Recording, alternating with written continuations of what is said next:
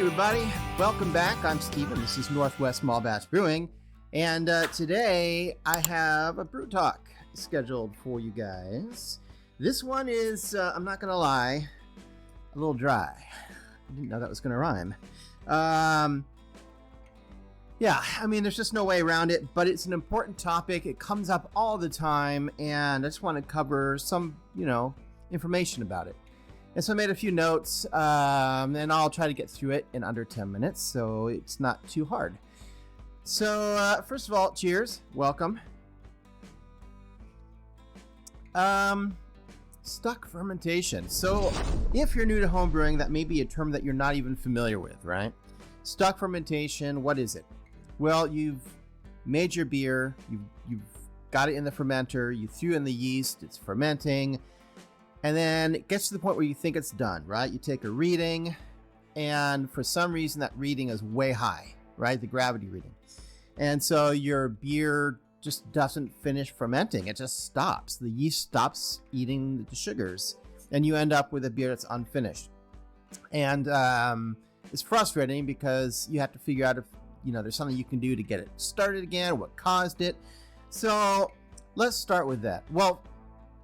Let's start with that. If you know some of the causes, you can then figure out some of the solutions, right? So, first of all, beer or wort has different kinds of sugars. Some are fermentable, some are unfermentable. Even the fermentable kind, there's different kinds, Most yeast, especially ale yeast, in particular, likes and prefers to eat glucose.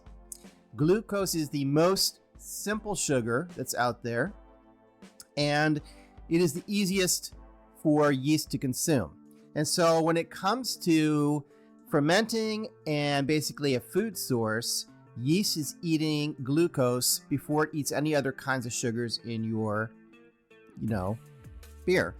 And so that ratio of glucose to other sugars slowly changes over time, and that starts to stress the yeast, and the yeast basically get kind of angry because now they don't have that easy, piece of cake to eat, and now they're eating on, the more difficult to consume sugar. It's like, you ever had a steak that's really grizzly and you got that grizzle in your mouth and it's like just not fun, right? It's the same idea, right? It's just not fun for the yeast. It can cause off flavors and stress the yeast. So that's the general initial cause of stuck fermentation. So how do we fix a stuck fermentation? Right, well, let's talk about another cause, which can also help you with the solution, which is lack of nutrients. Now there is, if you're making a beer, a certain amount of nutrients in your wort that are good for your yeast. However, it's never bad to have extra nutrients, and I think that it's a good idea to always use yeast nutrient in any beer you're making. The question is what kind, right? Because yeast is lacking nitrogen, kind of like growing plants, right? So there's kind of two kinds of yeast nutrients. I made a whole video about this. If I can find it, I'll put it up here in the corner. But basically, I prefer, so Fermade is the number one choice right now. It's most popular, I think, for yeast nutrient. And there's two varieties. There's Fermade O and Fermade K, right? Fermade O is basically just organic, dead yeast cells and that sort of thing, vitamins, minerals for the yeast.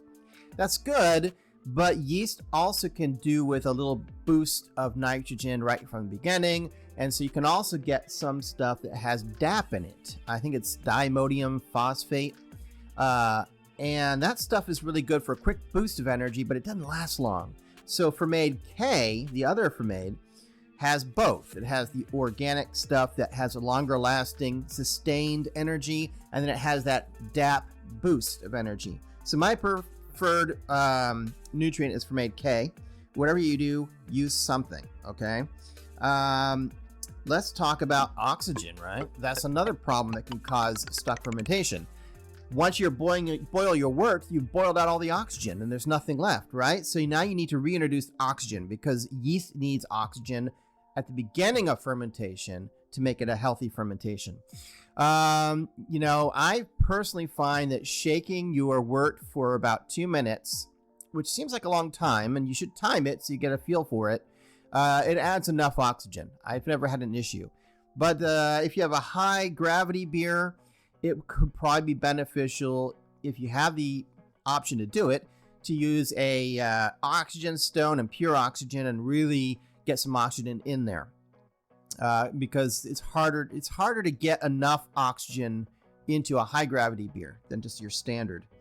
Number 4, the fourth cause of stuck fermentation is, this one's kind of gone on. It's kind of fading, but it's yeast rehydration.